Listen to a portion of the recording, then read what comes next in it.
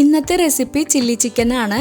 Boneless chicken ചെറിയ പീസായി cut ചെയ്തെടുത്ത് കഴുകി അതിൽ വെള്ളമൊക്കെ പോയതിനു ശേഷം അതിലേക്ക് 1/2 ടീസ്പൂൺ വെളുത്തുള്ളി പേസ്റ്റ്, 1/2 ടീസ്പൂൺ ഇഞ്ചി paste, 1 teaspoon Kashmiri chilli powder, 1/4 teaspoon കുരുമുളക് പൊടി, ആവശ്യത്തിനുള്ള ഉപ്പ് ഇട്ട് കൊടുക്കാം, 1/2 ടേബിൾ സ്പൂൺ സോയ സോസ്, ഇനി ഒരു 3 ടേബിൾ സ്പൂൺ കോൺഫ്ലവർ കൂടെ ഇട്ട് കൊടുക്കാം.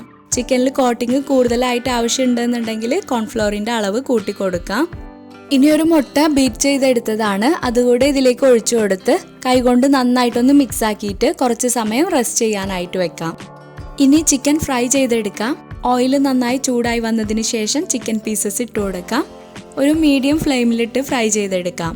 ഒരുപാട് അങ്ങ് ഡ്രൈ ആക്കി എടുക്കേണ്ട ആവശ്യമില്ല, ചിക്കൻ ഒന്ന് നന്നായിട്ട് കുക്കായി വന്നാൽ മതി.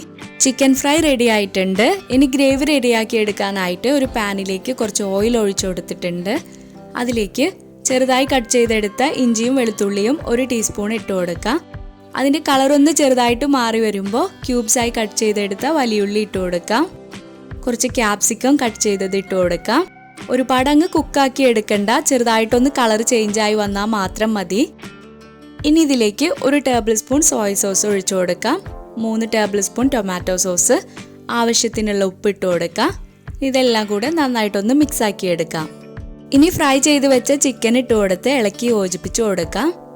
അതിനുശേഷം ഇതിലേക്ക് 1/2 ടേബിൾ സ്പൂൺ കോൺഫ്ലവർ 1 കപ്പ് വെള്ളത്തിൽ കലക്കിയെടുത്ത് അതുകൂടെ ഇതിലേക്ക് ഒഴിച്ചു കൊടുക്കാം.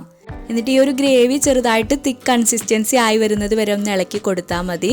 അപ്പോൾ നല്ല ടേസ്റ്റി ആയിട്ടുള്ള ചില്ലി ചിക്കൻ റെഡി ആയിട്ടുണ്ട്. ഇനി നമ്മുടെ കയ്യിൽ സ്പ്രിംഗ് ഒനിയൻ ഉണ്ടെങ്കിൽ അതുകൂടെ ഈ ഒരു സമയത്ത് ഇട്ട് കൊടുക്കാവുന്നതാണ്.